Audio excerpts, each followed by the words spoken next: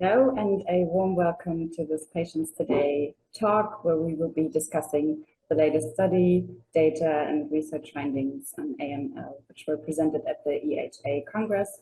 And our AML expert, Christoph Röllig, will kindly walk us through some of these studies. And my name is Gina Niemczyk. I was diagnosed with AML a couple of years ago, and I now work for a patients organization. And yeah, I'd like to hand over to you, Professor Röllig, and I'm looking forward to what you have brought for us. Well, thank you very much for the warm welcome and the invitation to present my highlights from the last EHA meeting in terms of acute myeloid leukemia.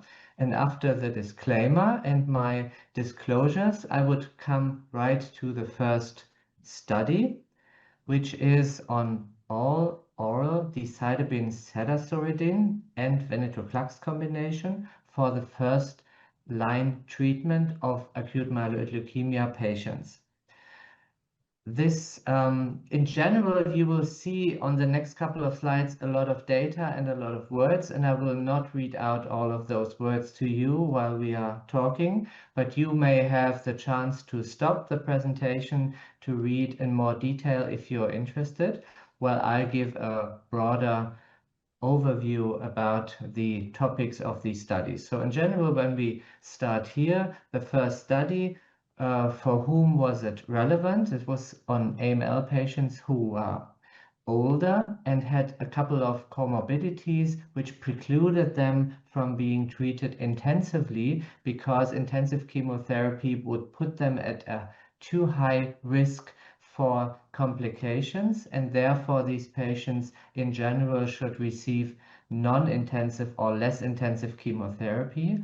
And the standard for those patients newly diagnosed, not fit enough for intensive chemotherapy, the gold standard is the combination of so-called hypomethylating agents such as Decitabine or Azacitidine in combination with Venetoclax. And the objective of this study was to see whether Decitabine, that is an agent which is normally given intravenously, so the patients have to come to the doctor to get an IV infusion or an IV injection of Decitabine. And this study investigated in three phases that you can see here, whether an oral formulation of Decitabine, so a tablet formulation that combines Decitabine and an agent called Cedazuridine that is meant to protect Decitabine from degrading in the gut when you eat Decitabine. This combination was given to patients in combination with Venetoclax, that is also an orally available agent, to see whether the plasma levels, the blood levels of both drugs are stable when they are given together. So the oral formulation of Decitabine, that is also called DEC-C in this abstract here, DEC-C. This one is approved already because we know that the combination of Cedazuridine and Decitabine taken orally creates the same plasma levels as Decitabine given intravenously. But the study we are looking at here combined oral Decitabine, DEC-C, with Venetoclax to see whether the Venetoclax plasma levels are stable for the combination. And the objectives of the study was to see whether the plasma levels of Venetoclax are stable and also to see how the outcomes are. So if patients do as well as when they receive Venetoclax IV Decitabine, or when they receive Venetoclax IV or parenteral hypomethylating agents such as Venetoclax, such as Decitabine or Azacitidine. And researchers looked at common so-called outcomes, so clinical results of patients when they receive intensive chemotherapy, when they receive chemotherapy for acute myeloid leukemia, such as complete remission and survival. But as I said, also the so-called pharmacokinetic properties, which means are the blood levels stable when both agents are given together. What we can see here is the main outcomes of the study. And if we look at the phase 2 and phase 2A and phase 2B, in which most of the patients were enrolled, we can see that the complete remission rate and also the survival rate was very similar to the former studies or previous studies, which combined Venetoclax with IV or with subcutaneous hypomethylating agents, indicating that the combination of oral decitabine or DEC-C with Venetoclax is as effective as the combination of IV decitabine or subcutaneous azacitidine with Venetoclax. And it was also shown that the blood levels of both drugs were not unstable, but they were not interfering with each other. So the main outcome of this study is that the efficacy of this all-oral combination, so oral decitabine and oral Venetoclax, is as good as when decitabine or azacitidine is given non-orally, and that the blood levels of both agents are stable when they are given together. And the main message for this is that based on those results, we may get an approval for the combination of oral decitabine with Venetoclax, meaning when it is approved, for instance, by the European Medicines Agency, it can be reimbursed and patients are able to receive oral decitabine, DEC-C, in combination with Venetoclax in the future, maybe from next year or so. And they don't have to go to the hematologist as often as they have to go now, because they do not need an injection, but they can just take the chemotherapy as tablets, which is better in terms of quality of life and possibly also in terms of pain and time and stuff like that. And that is, in my opinion, a very good news for all AML patients that have to undergo this kind of treatment. And that's why I selected this abstract. Thank you very much. This, I think you made it very clear, and I tried to summarize it again. What I understood was that this therapy could be a less burdensome alternative to the more intense therapy, and that this or the standard treatment with a similar outcome regarding the remission rate. That's correct, right? That's right. I wouldn't say it is less intensive or the other treatment is more intensive. They are both considered less intensive, so they're not alternatives to intensive treatment in patients who can tolerate intensive treatments, but they are both less intensive. But one version is with injections and tablets, and the other version is just with tablets, and both are less intensive, but both have the same efficacy. So in the future, we will say if they have the same efficacy, why not just skip the injections and treat the patients just with tablets? Just because this allows more independency for patients and less. I mean, does the other one require a hospital stay at all, or is it just the infusion injection Yes. that you get at the hematologist? Yeah, yes. So in general, if the general patient condition patients a hospital stay, but still for the injections of azacitidine, patients have to go to the hematologist daily for the injections for 7 days, which means more than a week, because on the weekends they cannot get the 6th and the 7th injection. So they have to come back also on the Monday and Tuesday of the 2nd week. Or in case of decitabine, they have to go for injection 5 days in a week, so a whole week as well to the office-based hematologist, which means it's more it's causing more effort for them to do that instead of just taking the pills at home. But the side effects are not reduced or any differently from the other. Exactly. From what we know so far, the side effects are identical. Right. And over what period of time is this treatment planned? Is there any, does it any differ from the injection one or? No, it's exactly the same, which means we look at 28-day cycles. In one 28-day cycle, the decitabine or azacitidine is given for 5 to 7 days in the beginning, and for the rest of the cycle, it's just Venetoclax, the tablets. And then a new cycle starts on day 29. And these cycles will be repeated as long as patients tolerate it well and as long as the leukemia responds to it. So in the best kind of constellation, it is an indefinite treatment if leukemia keeps on responding to this treatment. Thank you very much. And I think you can go on to the next study. Okay, so the next presentation or abstract was on the same or is on the same patient population, which means it is patients who are elderly and have potentially comorbidities and are not eligible for intensive chemotherapy. And in these patients, I just mentioned that the combination of hypomethylating agents and venetoclax is a standard of care.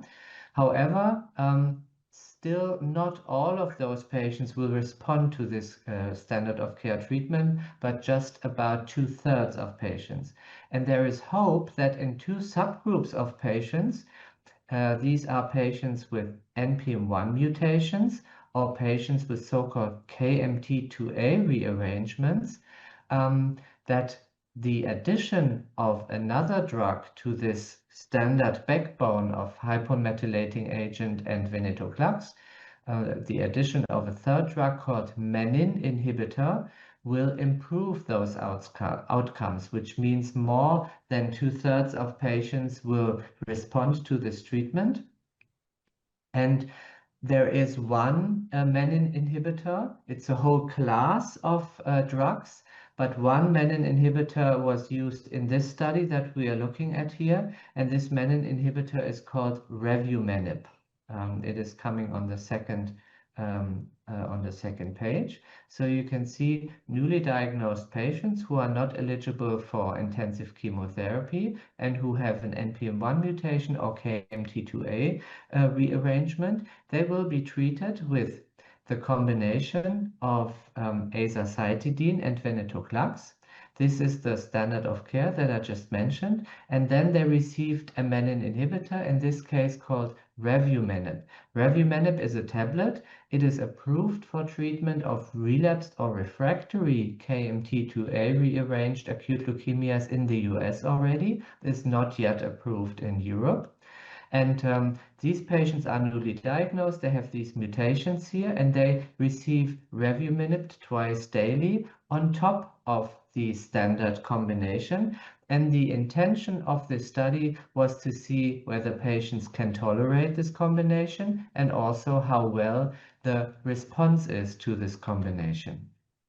And we put together the responses here in this table, and you can see that overall more than 2/3 of patients responded. So in general, if you take only the two drugs, then we would expect that around 65% of patients will respond. Here you can see it's around 80% of patients who respond. And the median overall survival of 15 months is also quite good if we consider that KMT2A rearranged patients normally have a shorter overall survival time, which means the combination seems promising of those two agents. There are some side effects that are different from the standard combination. These are differentiation syndrome. That means that the maturing leukocytes, the maturing white blood cells, increase and can cause some problems. They increase because they differentiate from immature to mature white blood cells. QTc prolongation means changes in the EKG of patients, in the electric activity of the heart, that can be dangerous. Therefore, we need to look out for those. And it actually occurred in quite a higher proportion of patients, however, only 12% in severe cases. And there was a quite low 30-day mortality, which means only 7% of patients died from complications during the first 30 days, which is not uncommon for acute myeloid leukemia because it's a severe life-threatening disease.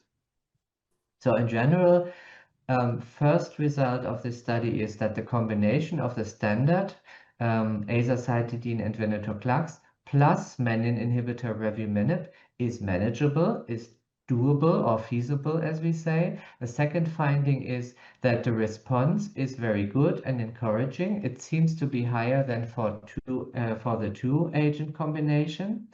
And patients had more side effects than if they did not receive the third agent. However, it seemed that the side effects were manageable and patients did not have a higher mortality because of these side effects. And in general, this study showing that these three agents can be combined safely will form the basis for a phase 3, for a randomized larger study that is intended to get an approval for revumenib in combination with these two other agents. And that means that in the future, if this randomized phase 3 study is positive, so shows that the three-agent combination, the so-called triplet, works better than the doublet, that's the two-agent combination, this may lead to the approval of revumenib in the combination, and that means in the future patients with NPM1 mutations and KMT2A rearrangements will have a better prognosis because they can be treated more efficiently by adding revumenib to their standard of care regimen. Okay, thank you very much. So this also shows a very fast response and a high remission rate, which is good. But this therapy targets older people, at least in the study. We've focused on people who are 60 and plus years old. Mm-hmm. But could this be of any interest for younger patients who are more vulnerable and not unstable? Would that be an option, or does that require more and other researches and studies?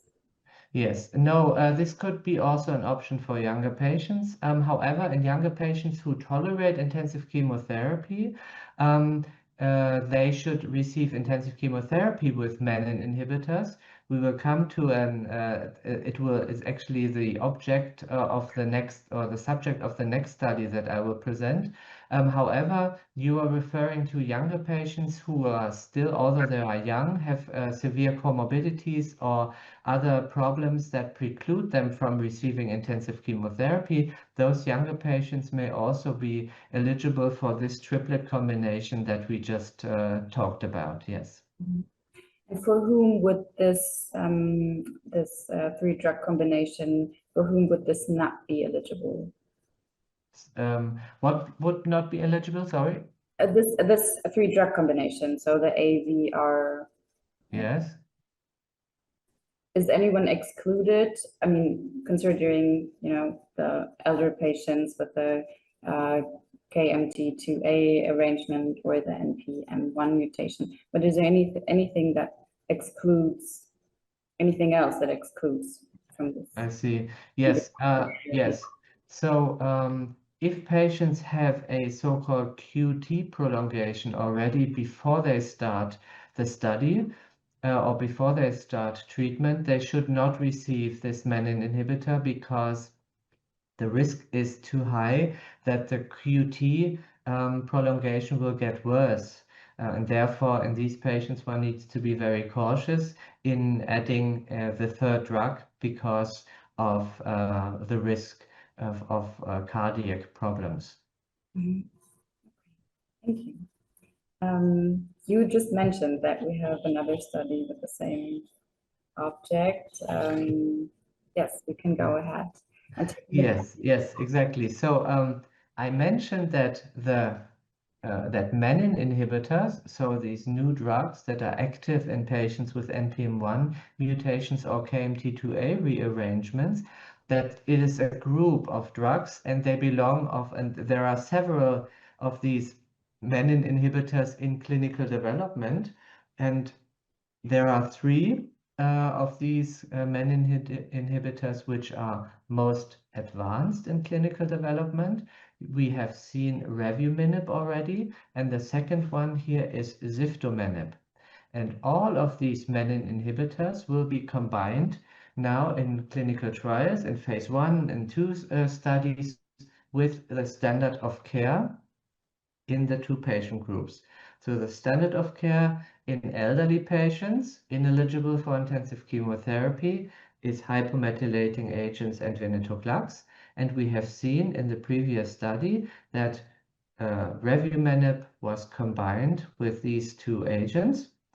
And there are also other studies combining other menin inhibitors with this double combination. And then we have, for younger patients who are eligible and fit for intensive chemotherapy, the standard of care is intensive chemotherapy with a so-called 7+3 regimen. And also there are studies ongoing currently to see whether menin inhibitors can be combined safely with the 7+3 regimen. And one example of these studies that was shown here as an oral presentation at the last EHA meeting is the menin inhibitor ziftomenib. So 3 menin inhibitors are most advanced in clinical development: revumenib, that we've just seen, ziftomenib, that we will see here in this example, and bleximenib, that's another menin inhibitor. And all of those are currently combined in phase 3 studies, in phase 1 studies with intensive or non-intensive chemotherapy backbones. And the intention of all these trials is to establish the feasibility of the combination as a basis for following phase 3 trials, which then will lead to the approval of these novel agents, of these novel menin inhibitors. So this is an example for ziftomenib in combination with intensive chemotherapy, again for NPM1 mutated and KMT2A rearranged patients.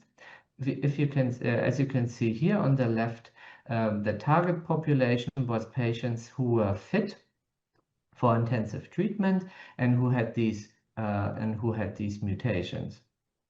And the design of the study was very similar to the one we've seen before. So patients were identified with those mutations. Then they received ziftomenib now instead of revumenib and standard 7+3 intensive chemotherapy. And then ziftomenib was continued beyond the 7+3 also for consolidation treatment. And then patients patients were followed up. It was looked at the response rates and also on survival. So response rates, survival, and of course also side effects in order to determine whether the combination of 7+3 with ziftomenib is actually feasible. These are the results of the study. Again, we see a very high response rate with almost between 90 and 100%, or let's put it this way, in general, more than 80% responded. And a lot of patients were, or most of the patients were still alive after 35 weeks. So the follow-up of this study is still limited. Therefore, we cannot give 1 or 2 or 3 here overall survival rates, but just these kind of short overall survival rates, but they are still good. And another finding was that the combination was feasible, which means there weren't any additional side effects to what we would expect with intensive chemotherapy alone. So in general, also here we see that the combination was quite efficacious, that the combination was well tolerated. And again, these data form the basis for a phase 3 study that is meant to establish ziftomenib as addition to intensive 7+3 chemotherapy in younger patients fit for intensive chemotherapy with NPM1 mutations or KMT2A rearrangements. Okay, so again, we have very promising results with this combination with a high overall response rate and complete remission rate. One question I have is very hypothetical because considering these good results, with this therapy, could this be of any interest for people who are not newly diagnosed, like the ones that were? Yes, that's a very good question because actually there are also patients who are relapsed or refractory to previous treatments who have NPM1 mutations and KMT2A rearrangements. And in these patients, of course, this would be a good treatment option. In particular, in patients who have not received menin inhibitors in their first-line treatment. So revumenib is available in the US already in patients who have relapsed or refractory acute leukemia with KMT2A rearrangements.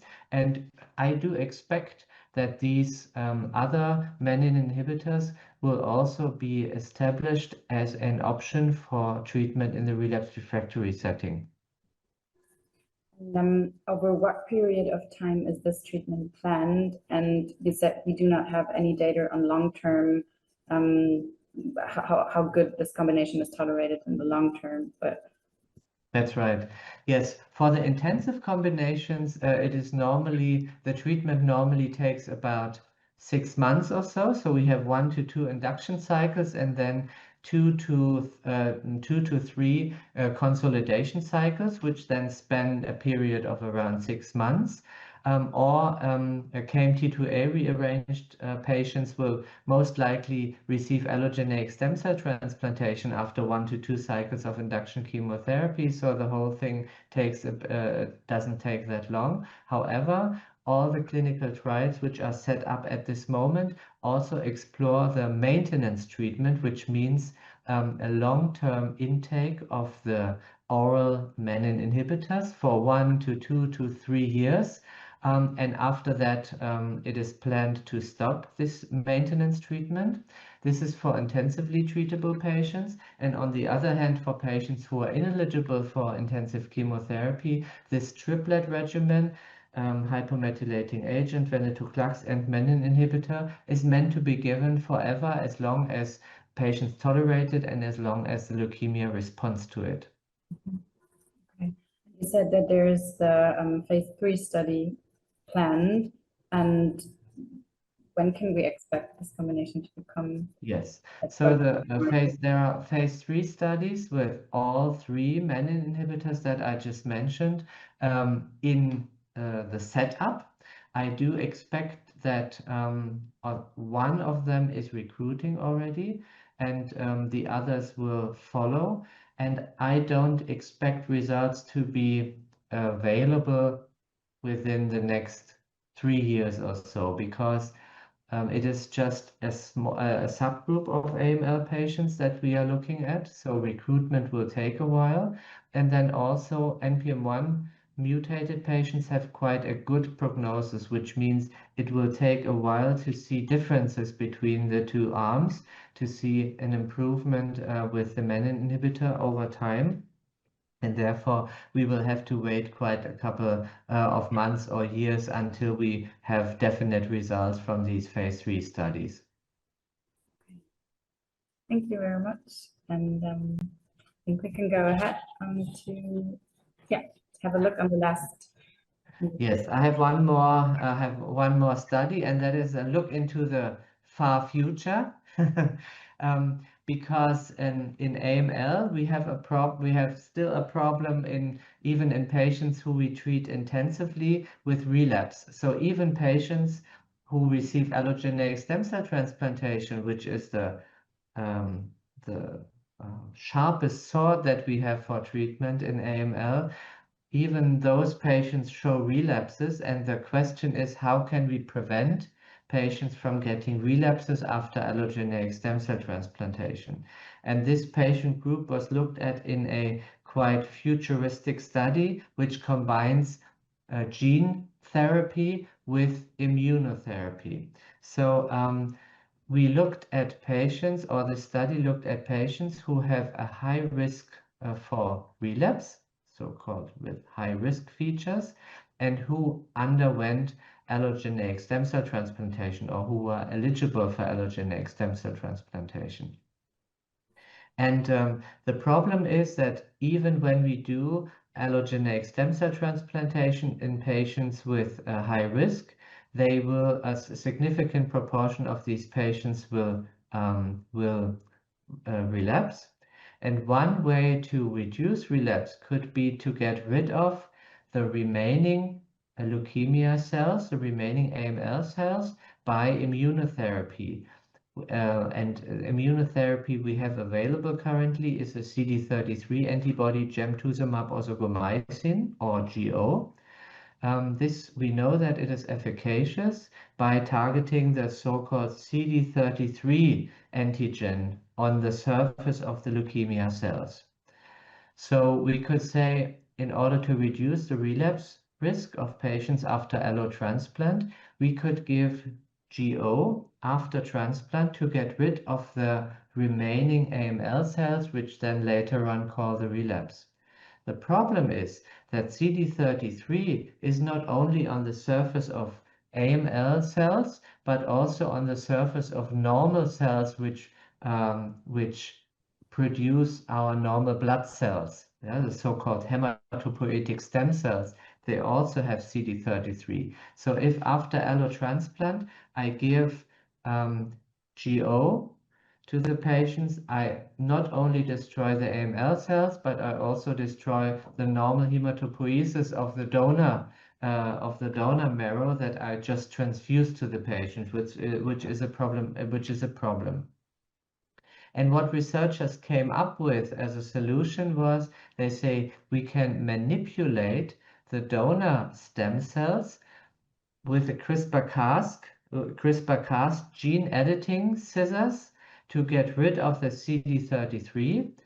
The CD33 naked, or the naked stem cells of the donor, is then transfused into the patients. Then the patient develops a new hematopoiesis without CD33, and we can then give GO in order to target the AML cells, the remaining AML cells of the patient that are still CD33 positive, but it will not affect the new hematopoietic cells from the donor. And what the researchers did here in this abstract is they showed their first experience with this genetically modified donor stem cells in a couple of patients with high relapse risk. So how does it work? The donor stem cells were collected for transplantation, and then they were edited, which means by gene CRISPR-Cas technology, CD33 was removed from these donor stem cells. Then these donor stem cells were transplanted to the patients. And then after they have, after engraftment in the patient, GO was given as maintenance therapy to get rid of remaining AML cells. You can see that 25 patients were treated. You can see here the number of cells, donor cells transfused, and also the number of patients who had an engraftment of the donor cells, which means all patients engrafted after the normal time that in which engraftment happens. And also almost all of these cells were CD33 negative. So in general, we can summarize that the transplantation of CD33 negative stem cells, genetically modified stem cells, worked. They engrafted in the patient, and they created a normal hematopoiesis after around 10 days. And then patients were treated with GO, and neutropenia or thrombocytopenia, so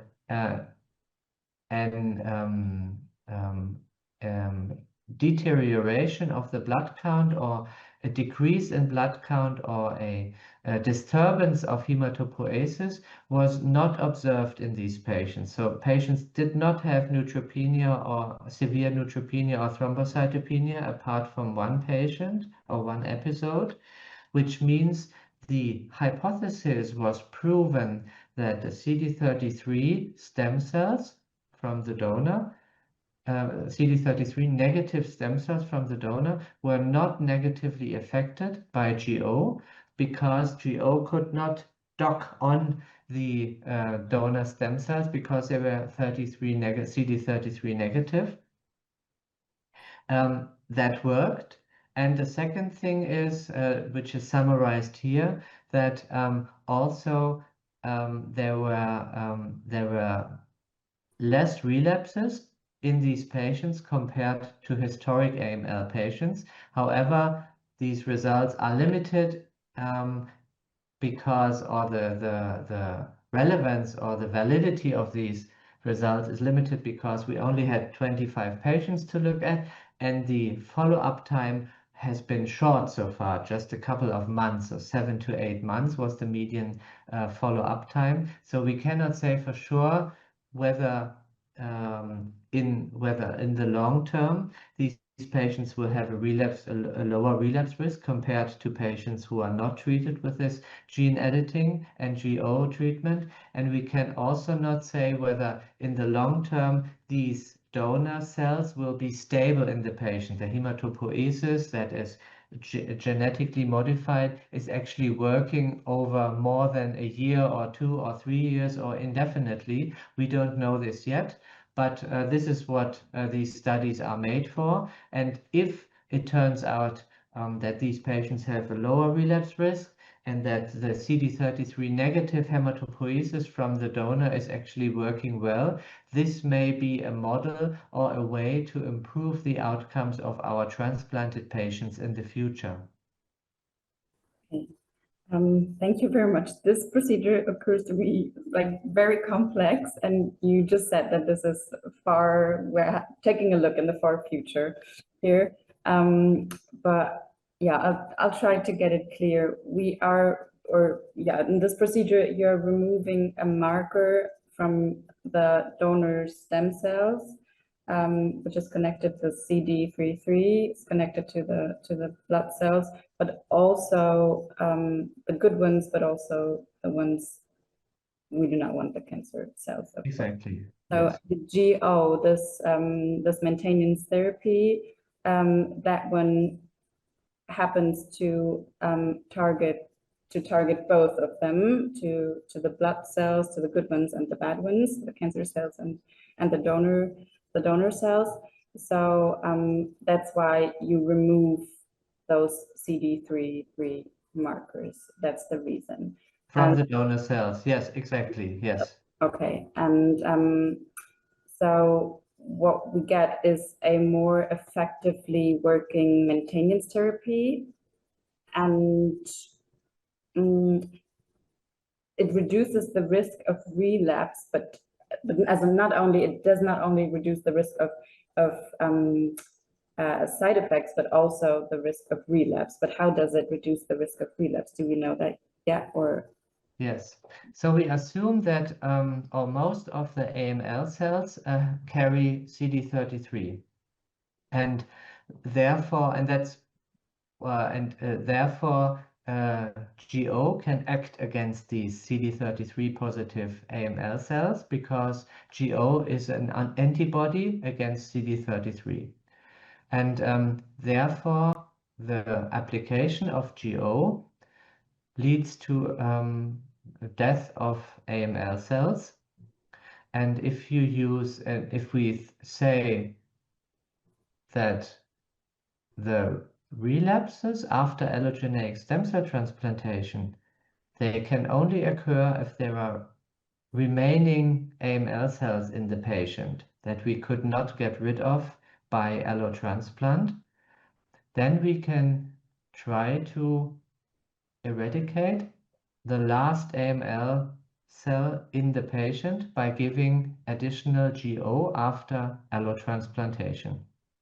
That is the reason why the relapse risk may be reduced if we do GO maintenance therapy after allotransplant. And the only problem we have is that CD33 is not specific for AML cells, but it is also on other hematopoietic cells that we need to produce blood. And if we would use CD33 after allotransplant, the still weak allotransplant from the donor, or the stem cells from the donor, if we attack them with CD33 antibodies such as GO, we would kill them. And it means that we not only get rid of the AML, but we also get rid of the hematopoiesis that we need to produce blood. And the only way to select between AML cells and healthy hematopoietic stem cells is to modify the hematopoietic stem cells in a way that they are not susceptible to GO anymore by removing CD33 from these stem cells. So if we give GO, the hematopoiesis of the normal stem cells will be restored, or will be unaffected, while the AML blasts will be destroyed by GO, hopefully. Okay. And you also said that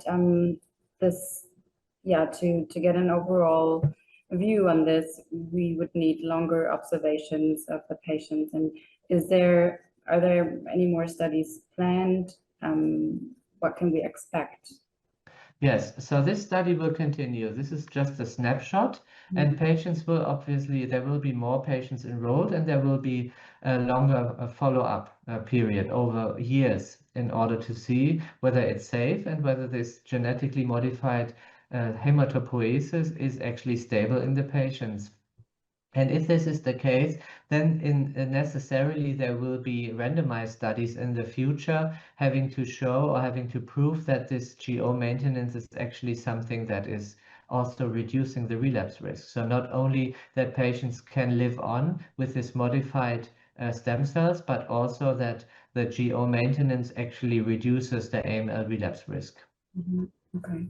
And how complex or expensive is this procedure of producing the Trem cells, and could this limit its use in the clinical environment? Yes, it is complex and expensive. I have no numbers because this is just newly developed and in the States, so we do not, I cannot give you insights into how much it costs, but it will for sure be very costly. I assume it will be at least as costly as CAR T-cell therapies.